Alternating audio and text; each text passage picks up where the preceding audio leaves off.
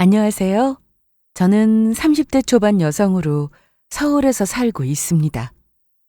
살면서 정말 중요하다고 느낀 것 중 하나가 바로 인성이라고 생각하는데, 아무리 좋은 조건을 가지고 있어도 인성이 바닥이면 어디에 가서든 사람 대접을 못 받는 것 같습니다. 저는 한때 결혼까지 약속했던 남자친구가 있었는데, 상견례 날 예비 시모의 인성을 알게 된 후 바로 결혼을 취소하게 되었습니다. 남자친구라도 생각이 똑바로 박힌 사람이었다면 결혼을 진행했을지도 모릅니다. 하지만 그 엄마의 그 아들이라고 두 사람은 아주 똑같았어요.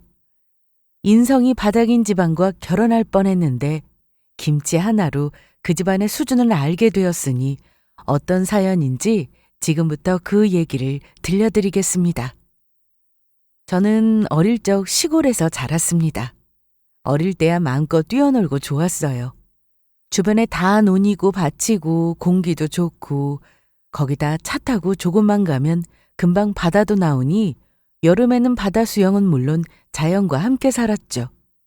동네 친구들과 놀다가 집에 갈 땐 개구리를 잡아가기도 했는데, 엄마는 시골에 사시면서도 그렇게 개구리를 무서워하셨어요. 아우, 깜짝이야. 주연이 너 또 개구리 잡아왔어? 내가 못 살아. 빨리 놔주고 와. 싫어. 엄마가 놔주든가. 엄마 개구리 무서워하는 거 알면서. 주연아, 이리 와. 아빠랑 놔주고 오자. 키우고 싶은데. 저번에 집에서 키운다고 데려왔다가 도망간 거 기억 안 나? 이번에 정말 잘 키울 수 있어. 얼른 가지고 나와. 결국 아빠의 손에 끌려 나와 개구리를 놔줬는데, 집으로 돌아오는 길에 엄마의 얘기를 들었습니다. 그런데 엄마는 우리보다 더 오래 여기서 살았으면서 왜 그렇게 개구리를 무서워해? 귀엽기만 한데? 엄마도 여기서 산 지 오래되지 않았어. 서울에서만 살다가 아빠 따라서 시골 내려온 거니까. 그리고 엄마는 원래 벌레를 무서워하는 사람이야. 나방만 봐도 난린데. 저번에는 어떻게 들어간 건지 밥솥 뚜껑을 열었는데 그 안에 개구리가 들어가 있어서 깜짝 놀란 적도 있었어. 아마 엄마도 그래서 더 무섭다고 하는 걸 거야. 그러니까 앞으로는 엄마한테 그런 장난 치지 마. 알았지? 저는 엄마나 아빠가 원래 시골에서 사시는 줄 알았는데 그게 아니었습니다. 엄마는 서울에서 대학생일 때 아빠를 만나셨는데, 결혼 후 아빠가 농사를 짓고 싶다는 말에 시골로 내려왔다고 하셨어요. 나중에 좀 크고 나서 알았지만 시골에 적응하고 사느라 엄마가 참 많은 고생을 하셨다고 했습니다. 그래도 저나 언니는 도시에서는 쉽게 볼 수 없는 곤충도 자세히 보고 정말 자연을 있는 그대로 느끼면서 자랄 수 있었죠. 언니와 저는 연년생으로 1살 차이였는데 고등학생이 되었을 때 저희는 서울로 올라가게 되었습니다. 서울에 외삼촌이 계셔서 같이 지내게 되었는데, 언니가 저보다 공부를 잘해서 저도 뒤늦게 발동이 걸려 열심히 공부를 했습니다.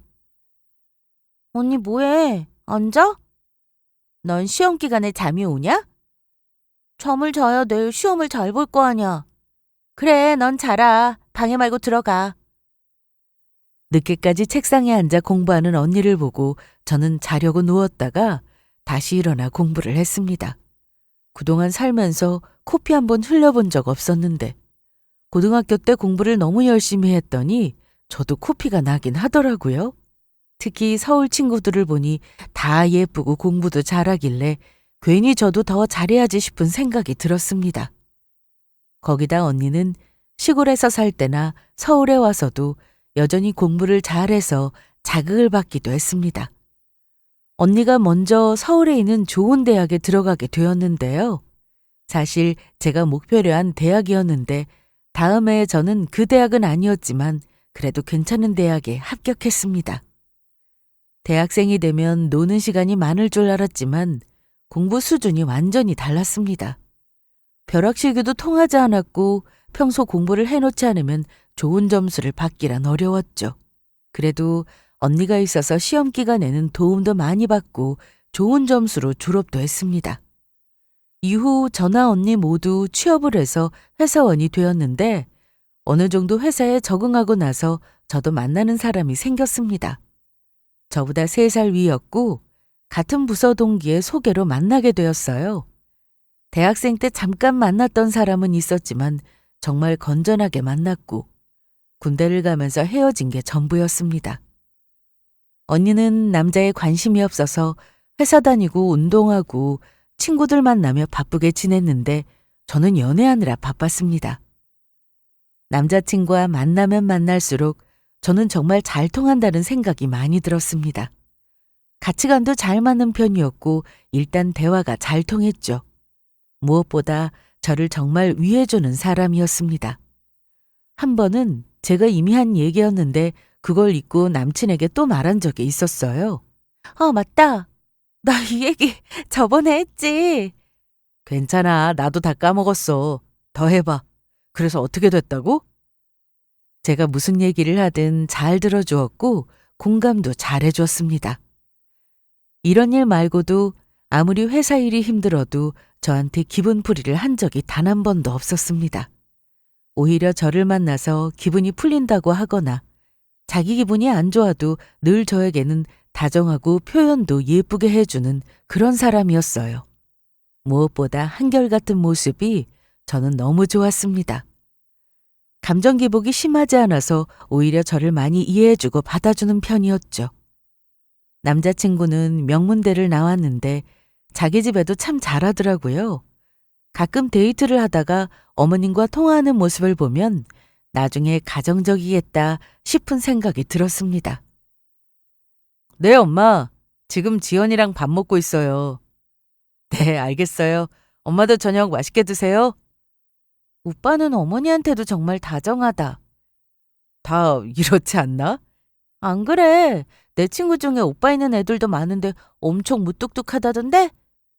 그래? 넌 어릴 때부터 엄마랑 사이가 좋아서 지금도 잘 지내. 그래서 이때는 남친이 그저 가정적이고 다정한 그런 사람이라 생각했어요. 그러던 어느 날 남친 어머니가 제 연락처를 알려달라고 한 적이 있었습니다. 엄마가 너랑 연락하고 지내고 싶으신가 봐. 알려드려도 될까? 그럼 알려드려. 난 괜찮아. 남자친구와는 결혼 생각을 하고 만나고 있었기에 어머니와 연락을 하며 지내는 것도 나쁘지 않다 생각했습니다. 저는 나중에 결혼하면 시어머니와 사이좋게 지내고 싶었거든요. 그래서 자주 연락하고 지내면서 편해지면 좋겠다 생각했어요.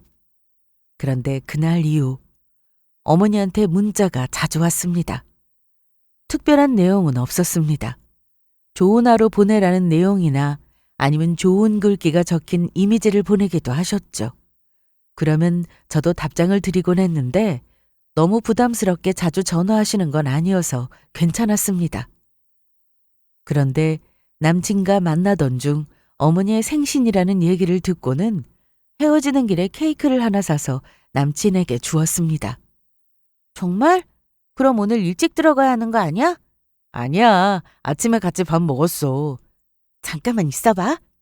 저는 급히 근처에 있던 빵집에 들어가 케이크를 하나 사왔습니다. 이거 가지고 가. 안 사도 되는데. 그래도 생신인 거 알았는데 그냥 지나가기는 그렇고 해서. 고마워. 엄마가 좋아하시겠다. 비싼 것도 아닌데 뭘. 남친은 제가 자기 엄마를 챙기는 게 좋았는지 기분 좋아했습니다. 그런데 다음날 회사에서 일하고 있는데 남친 어머니에게 전화가 왔습니다. 보통 문자만 오고 전화통화는 거의 하지 않아서 무슨 일인가 싶어 받았는데 여보세요? 안녕하세요. 바쁜데 내가 전화했나? 아닙니다. 통화할 수 있어요. 어제 케이크 보냈던데 잘 먹었다고 얘기하려고 전화했어. 아이, 별거 아닌데. 그래도 이게 사람 마음이잖아. 고마워? 케이크도 너무 맛있었어. 네. 참, 내가 우리 성민이한테 들으니까 부모님이 시골에 사신다고 그러던데? 네, 맞아요. 지금 지방에 지내세요. 그렇구나. 언제 서울 한번 오시라고 말씀드려. 내가 서울 토박이라 여기저기 서울 구경 시켜드리고 싶으니까. 알았지? 아, 네, 알겠습니다. 기회 되면 자리 만들어 볼게요. 그래, 그럼 어서 이래. 또 통화하자? 비싼 선물을 드린 것도 아닌데 고맙다고 하시니 저도 괜히 기분이 좋았습니다. 그리고 저희 부모님도 신경 써주시는 것 같아 감사했고요. 이때까지만 해도 저는 이렇게 좋게만 생각했습니다. 하지만 그게 아니었어요. 남친이나 남친의 어머니는 서울 부심이 정말 대단했습니다. 어느 날 남친 어머님이 집으로 초대해 주셔서 간 적이 있었는데 저녁을 해주고 싶다 하셔서 갔습니다. 어서 와. 우리는 이렇게 살아. 집 좋은데요? 그래? 내가 꾸미는 걸 되게 좋아하거든. 편하게 앉아. 우리 알도 얼른 앉고. 그런데 엄마, 뭘 이렇게 많이 했어요? 맞아요. 저 아무거나 잘 먹는데 집에 있는 반찬으로 차려주셔도 됐는데. 그래도 그건 아니지.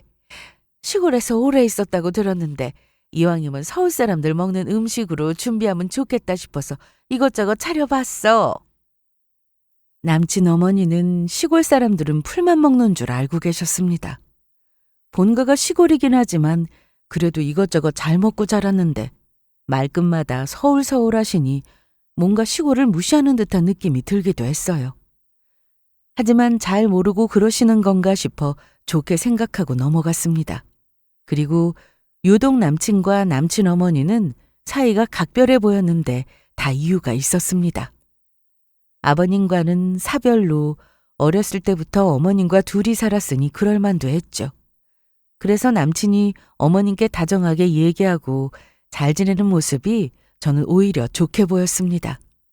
아들이면 무뚝뚝하고 부모님께 살갑지 않은 경우도 많이 봐와서인지 자기 엄마한테 저리 잘하는데 결혼하면 가족에게 정말 잘하겠다 싶었어요. 저와 남친은 만나는 동안 위기도 몇 번 있었습니다.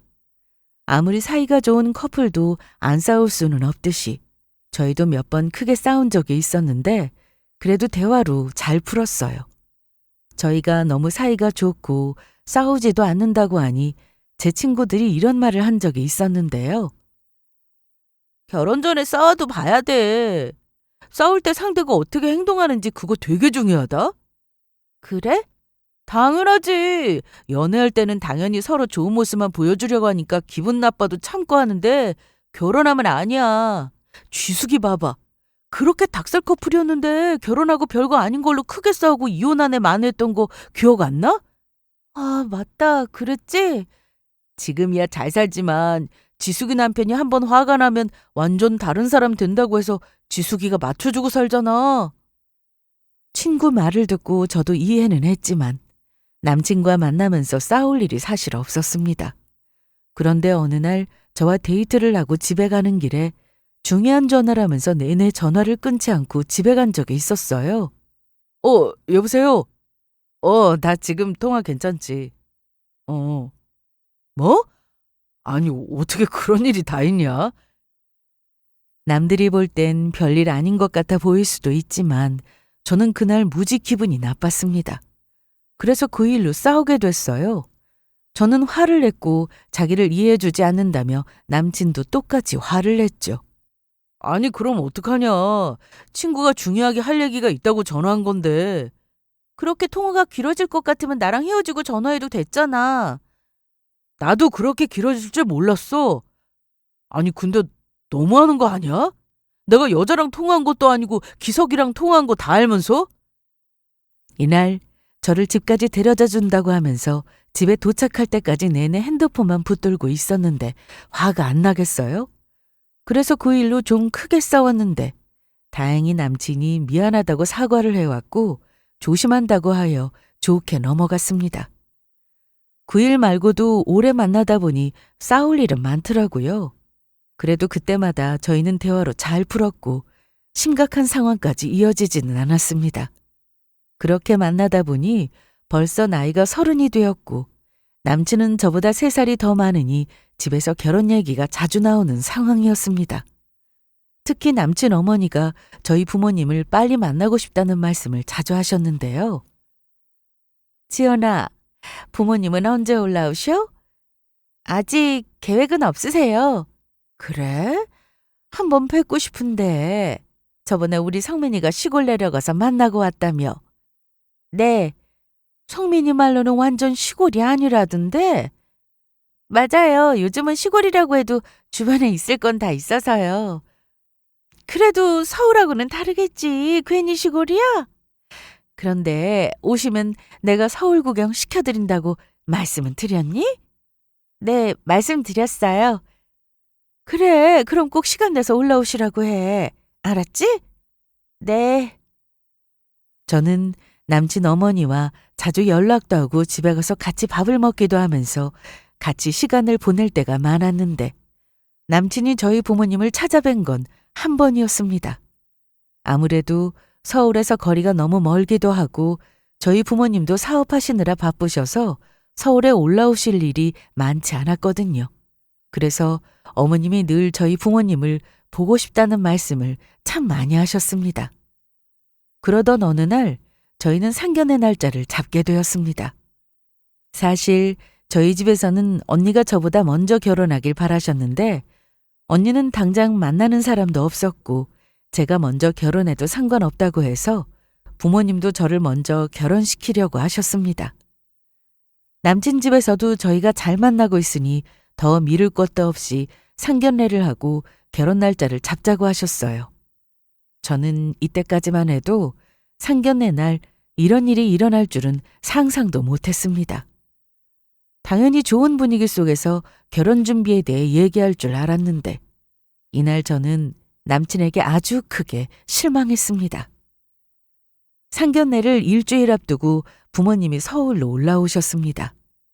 대학교 때까지는 외삼촌네서 언니와 살다가 취업 후 부모님이 따로 오피스텔을 얻어주셔서 언니와 둘이 살고 있었는데요. 오랜만에 엄마와 아빠를 만나니 너무 좋더라고요. 군영오지 뭘 이렇게 가지고 왔어? 온 김에 반찬 좀 가져왔어. 냉장고 넣어놔. 그런데 여자들이 살면서 집이 이게 뭐야? 청소는 하고 사는 거야? 이 정도면 깨끗하지 뭘? 맞아. 우리 둘 다 일하느라 청소할 시간이 어디 있다고. 엄마는 오랜만에 봤는데도 여전히 잔소리를 하셨지만 저는 그래도 좋았습니다. 그런데 상견례 때 엄마 이 옷 입으려고 하는데 어때? 어울리나? 좋은데? 어디서 샀어? 엄마 친구가 옷가게 하잖아. 어울릴 것 같다면서 보내줬어. 어쩐지 잘 어울려. 넌 뭐 입을 거 있어? 내일 백화점 가자. 옷 한 벌씩 사게. 나 정장 입지 뭐. 그래도 이번에 한 벌 새로 사. 두고 입으면 되잖아. 그래서 다음날 저와 언니는 엄마와 백화점에 갔습니다. 저희는 상견례 날을 위해 입을 옷도 준비해 두었고 엄마 아빠는 그날 어떤 얘기를 하면 좋을지 생각하시며 부쩍 신경을 쓰셨습니다. 그리고 드디어 상견례 날이 되었습니다. 주말이고 서울에 있는 유명한 한식당을 예약해둔 터라 혹시나 차가 막혀 늦을 수도 있어서 저희는 일찍 서둘러 나갔습니다. 특히 아빠는 저희가 준비를 다 하지 않았는데도 벌써 나가서 시동을 걸고는 빨리 나오라고 재촉을 하셨죠. 네 아빠 지금 난리다. 아직 옷도 안 입었는데. 난 준비 끝. 나 먼저 나간다. 그래. 아빠한테 언니랑 금방 나간다고 해. 아빠는 엄마와 같이 일하시면서 여러 사람들을 만나시느라 약속 시간에 예민하셨는데요. 그래서 어딜 가든 늘 미리 준비하고 기다리시는 편이셨어요. 그렇게 준비를 다 마치고 출발했는데 가는 차 안에서 남자친구에게 전화가 왔습니다. 우리 지금 가고 있어. 우린 지금 도착했어. 벌써? 아직 시간 많이 남았는데. 알아. 혹시 차 막힐까봐 빨리 나왔더니 일찍 도착했네. 천천히 와. 너무 급하게 오지 말고. 그래, 알았어. 금방 갈게. 벌써 도착하셨대? 우리처럼 서둘러 나왔더니 빨리 나왔나 봐. 기다리게 해서 어째? 우리는 언제 도착해? 정확히 20분 뒤에 도착이네. 아빠, 그냥 천천히 가요. 오빠가 급하게 오지 말라고 그러네?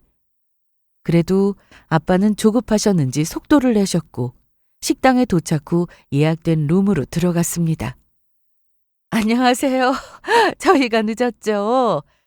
아닙니다. 저희가 빨리 온 거예요. 얼른 앉으세요. 그런데 서울지리 잘 모르실 텐데 잘 찾아오셨네요. 그동안 남친 어머니를 만날 때 느낀 게 하나 있었는데 약간 푼수 같다는 느낌이었습니다. 어른에게 이런 표현을 하면 안 된다는 걸 알지만 어머니는 약간 언행이 가벼우셨습니다. 그래도 저한테 무슨 피해를 주신 것도 없었고 아기를 가지고 저에게 일부러 못되게 그러시는 것도 아니어서 크게 신경 쓰지 않았어요.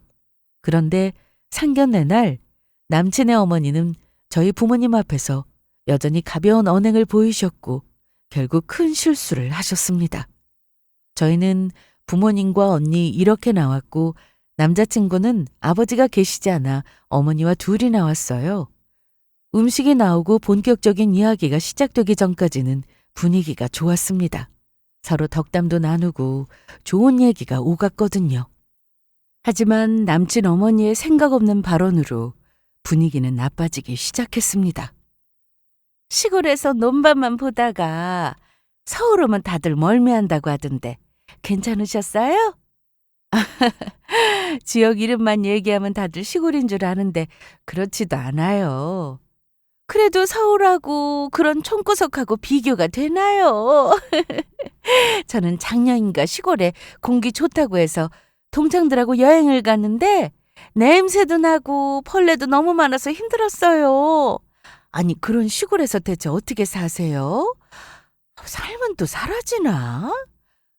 보통 시골이라고 하면 공기 좋고 살기 좋다 뭐 이러는데 오히려 길 포장 안 되어 있어서 바람 불면 흙먼지 날리고 그게 호흡기 질환에 안 좋잖아요. 괜히 사람들이 서울 하는 게 아니에요. 여유 되시면 아예 서울로 올라오세요. 제가 서울 구경도 실컷 시켜드릴게요. 시골에서 살아봤자 병원도 멀고 마트도 멀고 살기 불편하기만 하죠. 여기는 코앞에 이것저것 다 있으니 얼마나 좋아요. 나이 들수록 서울에서 살아야 해요. 남친의 어머니가 자꾸만 말을 아무렇지 않게 하는 모습을 보고 술술 불안했습니다. 그리고 결국 이 일이 터졌습니다. 그런데 팔은 왜 그러세요? 제가 일하다 좀 다쳤습니다. 엄마는 팔에 장애가 있으십니다. 사업을 하시다 기계에 왼쪽 팔이 끼는 바람에 수술까지 받았지만 완전히 펴지지 않게 되었어요. 생활하는데 지장은 없지만 남들 보기엔 불편해 보이는 정도였습니다. 그리고 남친 어머니는 엄마의 팔을 보고는 아이고 저런 장애가 있으시구나. 그럼 어쩐담? 장례식에서 좀 그럴 텐데. 네? 하객들이 안 보는 것 같아도 다 본다고요. 조심 좀 하시지. 혹시 시골에서 수술 받으신 거예요? 서울 큰 병원이었으면 이런 장애 안 남게 수술 받을 수도 있었을 텐데. 그런데 남친 어머니의 생각 없는 말은 계속 이어졌습니다.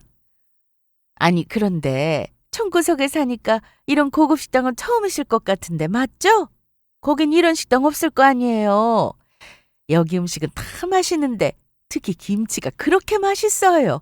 기본 반찬으로 나오는 김치도 맛있는데 단골 손님이 따로 얘기하면 잘 익은 김치를 따로 내주더라고요. 가만히 있어보자. 제가 따로 김치 시켜드릴게요. 그거 드셔보세요. 아주 기가 막혀요. 엄마는 계속 괜찮다고 했는데 남친의 어머니는 서울까지 왔는데 이런 김치는 꼭 맛봐야 한다며 지배인을 불렀습니다. 여기요. 저번에 저 친구랑 왔었는데 기억하시려나? 그때 제 친구가 이 집 단골 손님이어서 잘 익은 김치를 따로 갖다 주던데 오늘 그거 먹어볼 수 있을까요? 네, 갖다 드리겠습니다. 그런데 그때 지배인이 나가면서 저희 엄마와 눈이 마주쳤습니다. 아니, 박 대표님! 안녕하셨어요? 그럼요. 그동안 왜 통 안 오셨어요? 좀 바빴어요. 아까 저희 사장님이 중요한 손님 올 거라고 하시더니 대표님이셨구나. 그랬어요? 네, 김치 금방 가져다 드릴게요. 그럼 말씀 나누세요. 남친 어머니는 저희 엄마 아빠가 시골에서 농사 짓고 사느라 서울은 몇 번 와보지도 못했다고 생각했는데 이런 고급 한정식집 지배인한테 엄마가 대표님 소리를 들으니 눈이 휘둥그레졌습니다. 여기 식당 지배인을 어떻게 알아요? 아니, 그 전에 대표님이라니 대체 이게 무슨 일이에요? 지연아, 어떻게 된 거야? 실은 저희 부모님은 시골에서 김치 사업을 하고 계셨습니다. 남친 어머니는 계속 저희 부모님이 시골에서 와서 아무것도 모른다는 식으로 얘기했지만 엄마는 원래 고향이 서울이고 아빠를 따라 시골을 내려간 거지 외갓집이 서울에 있었기에 종종 서울에 올라오셨습니다. 그러다 사업 때문에 바빠지면서 자주 못 오신 건데 아무것도 모르는 남친의 어머니는 그렇게 서울 부심을 부리며 저희 부모님을 무시했던 겁니다. 엄마는 원래 음식 솜씨가 좋으셨는데 특히 김치를 잘 담그셨어요. 그래서 한번 김치를 할 때면 엄마 김치를 받아가려고 외갓집 식구들이 다 모여서 크게 김장을 할 정도였습니다. 그러다 동네 사람들이 김치를 팔아보라는 말을 자주 했다고 해요. 엄마는 이 정도 맛은 누구나 낼 수 있다고 생각해서 처음엔 그냥 흘려들었는데 아빠도 옆에서 적극적으로 김치 사업을 해보자고 하셨고 고민 끝에 김치를 만들어 팔게 되신 겁니다.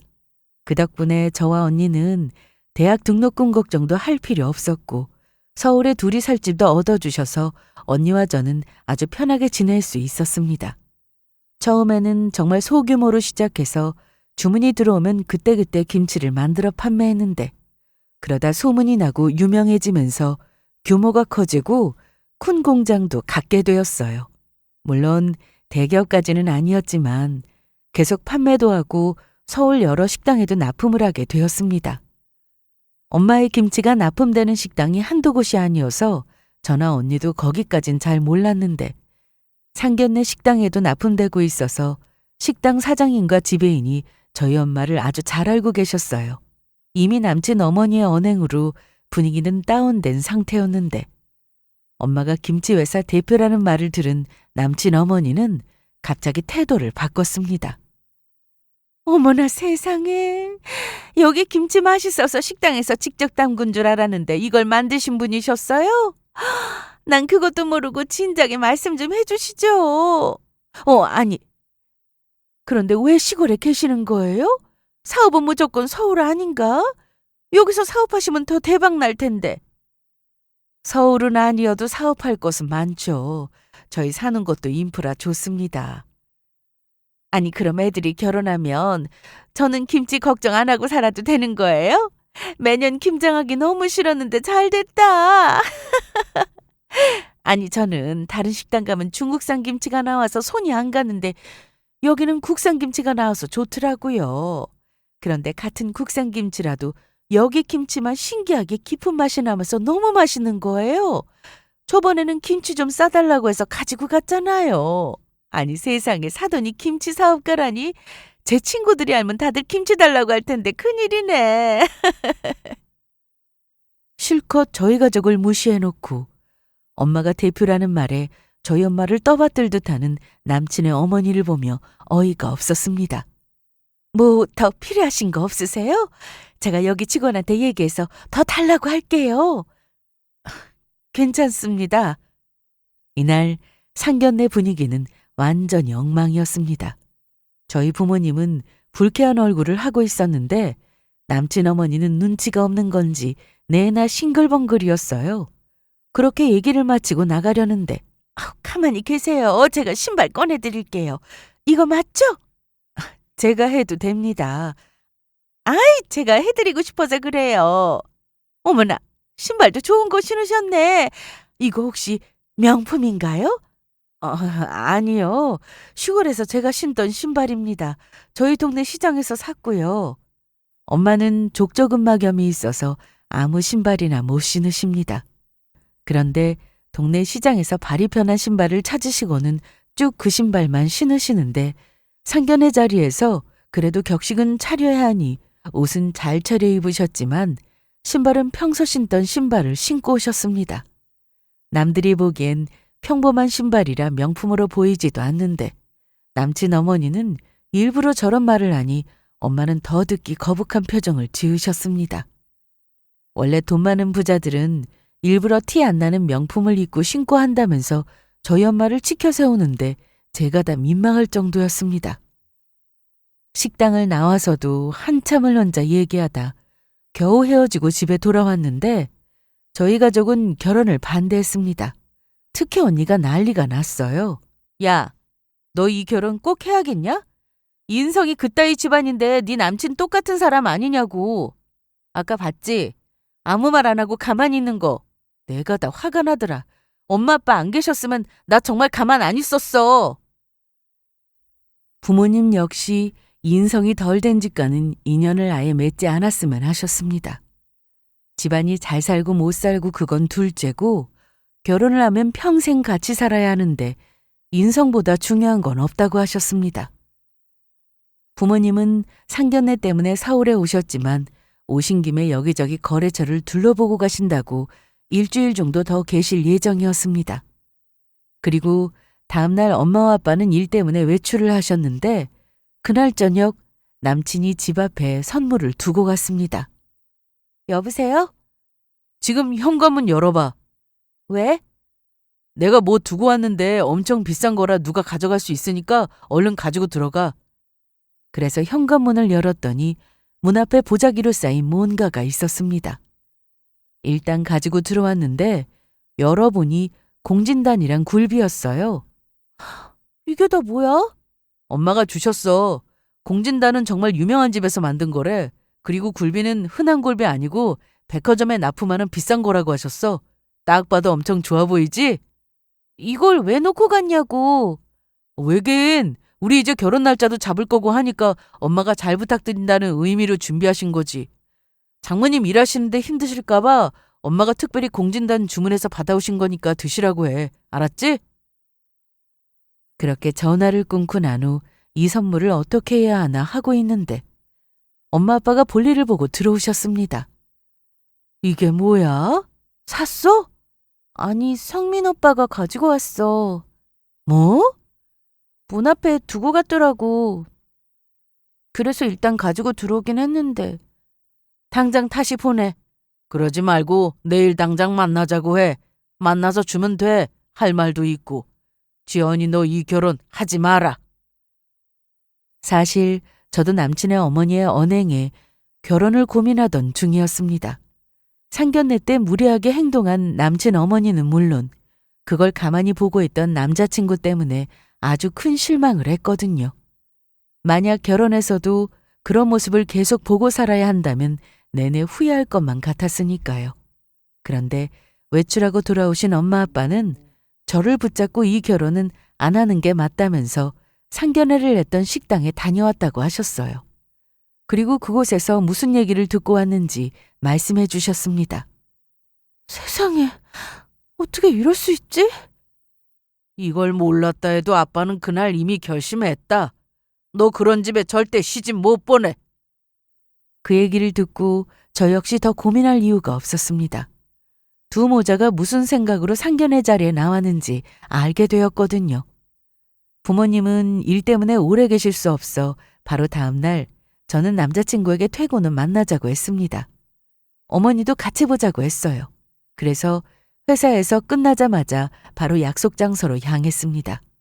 부모님은 집에서 따로 보기로 하셔서 저 먼저 약속 장소에 나갔는데 바로 남친과 남친 어머니가 도착했습니다. 지연아! 왔어? 오늘 회사에서 일하느라 고생 많았지? 아니에요. 아니긴 피곤해 보이는데 이거 하나 먹어. 비타민인데 몸에 좋을 거야. 괜찮습니다. 지연아, 엄마 손 부끄럽게 왜 그래? 정말 괜찮아. 그리고 몇 분 뒤에 저희 부모님도 오셨습니다. 전날 받은 공진단과 굴비를 들고 말이죠. 며칠 만에 또 만나서 좋네요. 그런데 이건 왜 다시 가지고 오셨어요? 돌려드리려고 왔습니다.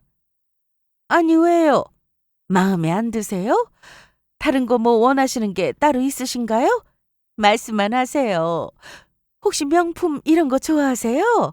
오늘 시간이 늦었고 내일 어떠세요? 내일 낮에 저랑 따로 만나서 백화점. 아니요. 이런 선물 필요 없습니다. 이 결혼 없던 일로 하시죠. 아니, 갑자기 그게 무슨 상견례까지 하고 왜 그러세요? 제 선물 때문에 그러신 거예요? 제 딸 이런 집에 시집 보낼 생각 없습니다. 이런 집이라니요? 그러자 남친 어머니는 기막혀 했는데 세상에 마음에 안 드는 게 있으면 말씀을 하셔야지 이렇게 일방적으로 결혼 취소 통보하시는 게 어디 있습니까? 특별한 이유 없이 이러시는 거면 이거 위자료 내야 하는 거 모르세요? 돈 좀 있는 집안이라고 이렇게 큰 소리 쳐도 되는 거예요? 남친 어머니는 갑자기 위자료 얘기를 꺼냈고 일방적으로 결혼 취소를 할 거면 돈을 내놓으라고 했습니다. 하지만 오히려 위자료를 받아야 하는 쪽은 저희였습니다. 전날 엄마 아빠가 상견례를 했던 식당에 다녀오셨다고 했는데 거기서 아주 어이없는 얘기를 듣고 오셨거든요. 상견례를 마치고 집에 와서 엄마는 누군가와 한참 통화했습니다. 처음에는 엄마가 서울에 오셨으니 거래처와 통화하는 건가 싶었어요. 그런데 알고 보니 상견례를 했던 한식당 사장님이었습니다. 상견례 장소로 그 식당을 예약한 건 남친 어머니였어요. 그래서 저희 부모님께도 해당 식당 이름을 알려드렸는데 엄마는 식당 이름을 들으시고는 그 사장님과 통화를 하셨더라고요. 저희 엄마 회사에서 그 식당에 김치를 납품하고 있고 사장님과 자주 통화도 하는 사이여서 그날 특별히 음식 준비를 해놓겠다는 말씀도 하셨답니다. 그런데 그날 저희보다 남친과 어머니가 먼저 도착한 상태였는데 두 사람이 하는 얘기를 듣고 식당 사장님이 녹음할 수밖에 없다고 하셨답니다. 너무 일찍 도착해서 예약한 룸 안에 있다가 답답했는지 밖에 나와 두 사람이 이런저런 얘기를 했는데 저희 엄마 이름이 나와서 더 귀 기울여 듣게 되었다고 하더라고요. 지연이 엄마 이름이 뭐라고? 박순영이라고 했던 것 같은데? 치, 시골 사람이라 그런가 이름도 촌스럽네. 순영이? 아니 근데 넌 지수랑 결혼하지 왜 시골 사는 집 딸내미랑 결혼한다고 난리야? 지수 너 그렇게 좋다고 하는데 나한테 어머님 어머님 하면서 얼마나 싹싹하게 잘하냐고. 지연이가 더 착하잖아요. 착한 게 뭐 그렇게 중요해. 여자는 좀 여우 같아야 돼. 그래야 잘 산다고. 할 말도 좀 똑부러지게 하고 말이야. 시골에서 자라서 그런가. 난 지연이게 처음 봤을 때 좀 촌스러웠어. 너무 착해도 못 써. 지수에 비하면 좀 그런 편이긴 하네. 거봐. 지수는 우리 상견례 하는 거 모르지? 모르죠. 잘 됐네. 그러니까 이따가 만나서 대화 한번 해보고 수준 안 맞다 싶으면 헤어져. 정리하고 지수랑 잘해봐. 같은 회사 다니니까 결혼하면 출퇴근도 같이 하고 좀 좋아. 아, 엄마. 너 사람 수준이 얼마나 중요한지 몰라서 그래? 뭐 그 집이 땅이 있는 것도 아니고 너 저번에 가봤을 때 집도 그냥 그랬다며. 평범했어요. 그러니까 이 엄마 말대로 해. 이따가 넌 가만히나 있으라고 내가 다 알아서 할 테니까. 사람이 몇 마디 나눠보면 그 수준을 알 수 있다니까. 지수네는 우리처럼 서울 토박이에 집도 괜찮고 특히 지수가 나한테 좀 잘해? 결혼을 약속해서 상견례 자리를 만든 건데 남친과 그 엄마는 끝까지 계산기를 두드려보고 있던 겁니다. 연애하면서 자기 엄마한테 잘하는 모습을 보고 다정하고 가정적인 사람이라 생각했는데 알고 보니 자기 엄마 말이라면 무조건 듣고 보는 마마보이였습니다. 누가 들어도 대화 내용이 이상했기에 식당 사장님은 뒤에서 몰래 녹음을 해두고는 상견례가 끝나고 저희 엄마에게 따로 연락해서 이 결혼을 꼭 시켜야 하냐며 진지하게 고민해보라고 하셨다고 했습니다. 이래도 저희가 위자료를 줘야 합니까? 이걸 듣고도 그런 말이 나오냐고요? 아니, 이게 뭐야? 남친 어머니는 녹음 파일을 듣고는 순간 아무 말도 하지 못하고 있었고 남친도 마찬가지였습니다. 방금 전까지 큰 소리를 치더니 갑자기 조용해지니까 그 모습이 너무 우스웠어요. 위자료를 받을 사람은 저입니다. 그리고 자네, 우리 딸 말고 만나는 사람이 또 있었나? 결혼이 장난이야? 여기저기 찔러보고 조금 더 나은 조건을 선택하려고 했냐고? 아닙니다. 저 지연이 말고 만나는 사람 없어요. 정말이에요. 그럼 이 대화에 나온 지수라는 사람은 누군가? 내가 기가 막혀서 우리 딸하고 잘 안 되면 차선책으로 만날 사람을 미리 정해두기라도 한 거야? 이날 저희는 말도 안 되는 말을 늘어놓는 남친 어머니에게 절대 그냥 넘어가지 않고 위자료 청구 소송을 하겠다고 하고는 돌아왔습니다. 그날 밤 늦게 남자친구는 저에게 전화를 했는데 정말 소송을 할 거냐고 물었습니다. 야, 보통은 사과를 먼저 하지 않냐? 어떻게 전화를 받자마자 소송 얘기부터 해? 아니, 나는 너무 급해서 정말 위자료 그거 청구할 거냐고. 그렇게까지 해야 해? 위자료 얘기는 너네 엄마가 먼저 했어. 돈 내놓으라고 대놓고 말한 사람은 너네라고. 일이 왜 이렇게 된 건지는 생각 안 해봤어? 너나 너네 엄마가 문제잖아. 대화해보고 수준에 안 맞으면 헤어지라고? 참나. 그래서 어땠어? 수준에 잘 맞았니? 시골에서 살던 사람들이라 모든 게 다 마음에 안 들었는데 알고 보니 엄마가 김치회사 대표의 집안이 괜찮아 보이니까 갑자기 수준이 맞는 것 같았어? 지연아, 내 이름 부르지 마. 수준이 안 맞아서 내가 너랑 결혼을 못 하겠으니까. 다음 날 저는 회사에 출근해서도 남친에게 계속 연락이 왔는데 전날과 똑같이 소송 얘기만 했습니다. 그럼 사과해. 미안하다. 기분 나빴으면 사과할게. 아니, 그런 사과 말고 우리 부모님 앞에 와서 진심으로 사과하라고. 너네 엄마까지 와서 똑바로 사과해. 위자료 청구해서 받을 돈이 얼마나 되겠어요? 저희가 돈이 없어서 못 사는 집도 아니고 돈 아쉬워서 위자료 청구하겠다는 것도 아니었기에 사과를 받고 싶었습니다. 정말 진심이 담긴 사과요. 그러자 남친은 정말 자기 엄마와 함께 그날 저녁 집으로 찾아왔습니다. 죄송합니다. 그날 실례가 많았습니다. 하! 그게 사과야? 그럼 어떻게 해야 하는데? 난 진심이야. 구체적으로 말해. 뭘 잘못했는지. 아니, 지연아. 너 너무하는 거 아니야? 내가 어떻게 하길 바래? 너 착한 줄 알고 내가 좋아했는데 언제는 너무 착해도 못 쓴다면서요? 여자는 여우 같고 할 말도 똑부러지게 할 줄 알아야 한다면서요. 저 이번 일 절대 그냥 못 넘어가요. 저희 엄마한테 무례하게 하신 거 사과하세요. 저희 엄마 팔에 장애 있는 거 보시고 함부로 말씀하신 거. 지연아, 그건 엄마가 걱정되어서 하신 말씀이잖아. 편들 걸 들어. 그게 걱정이라고? 그럼 예식장에서 사람들이 안 좋게 볼 거라는 말을 왜 했는데? 남친 어머니는 끝까지 사과는 충분히 했다며 더는 아무 말도 하지 않았습니다. 저희 가족은 제대로 된 사과는 받지 못했기에 결국 손해배상 소송을 한다고 했는데요. 우리 집 무시한 것도 문제지만 나 모르게 그동안 다른 여자랑 연락하고 지냈던 것도 문제가 된다는 거 몰라? 아니, 나 정말 지수랑 그런 사이 아니야. 그냥 같은 회사에서 근무하는 직장 동료라고. 걔가 나 좋다고 해서 몇 번 만난 거고. 아, 그래. 네 말대로 정말 그런 사이가 아니라 해도 너는 만나는 사람이 있다는 걸 그 여자한테 말하지 않았고 여지를 줬으니 집에도 놀러 가고 어머니하고도 만나고 그런 거 아니야? 아니야. 정말 나 그 여자랑 아무 사이도 아니야.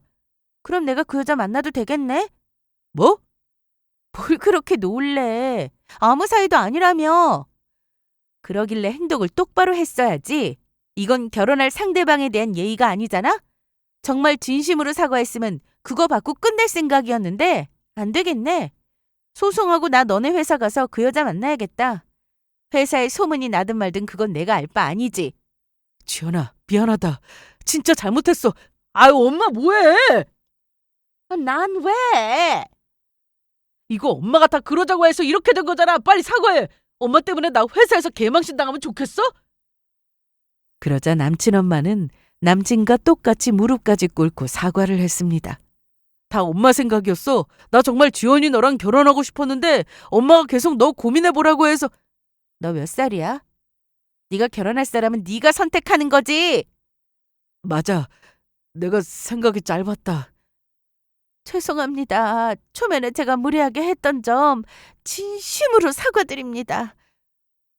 자꾸 시골이라고 하면서 무시하시는데 겉으로 보이는 게 다가 아닙니다. 저희 사는 곳 서울만큼은 아니겠지만 살기 좋습니다. 그리고 저 여태까지 정직하게 살면서 두 딸 키웠고요. 그쪽한테 무시당할 이유 없습니다. 네, 죄송합니다. 정말 죄송합니다. 이날 두 사람은 저희 부모님 앞에서 빌고 또 빌었습니다. 자기 아들 회사에 소문이라도 날까봐 그게 걱정이었는지 아주 싹싹 빌더라고요. 사실 소송에서 위자료 받아내고 혼주를 내줄 수도 있었지만 소송이라는 게 간단한 것도 아니고 시간도 걸리고 무엇보다 돈 받고 끝내는 것보다 사과받는 게 중요하다 생각했습니다. 그리고 잘못한 사람은 어떻게든 그 대가를 치르게 되어 있더라고요. 저에게 전남친을 소개해줬던 부서 동기가 이 모든 사실을 알고는 당장 전남친의 회사로 가서 따졌다고 했습니다. 그래서 회사는 전남친이 결혼할 여자를 두고 양다리를 걸쳤네 하며 소문이 퍼지게 되었고 그 녹음 파일에 나왔던 지수라는 그 여자가 양다리 여자로 오해를 받게 되자 직원들이 다 보는 자리에서 전남친의 뺨까지 때렸다고 하더라고요. 아무 사이도 아니라면서 말이죠. 그런 일이 있고 난 후 저는 현재 너무나도 잘 지내고 있습니다.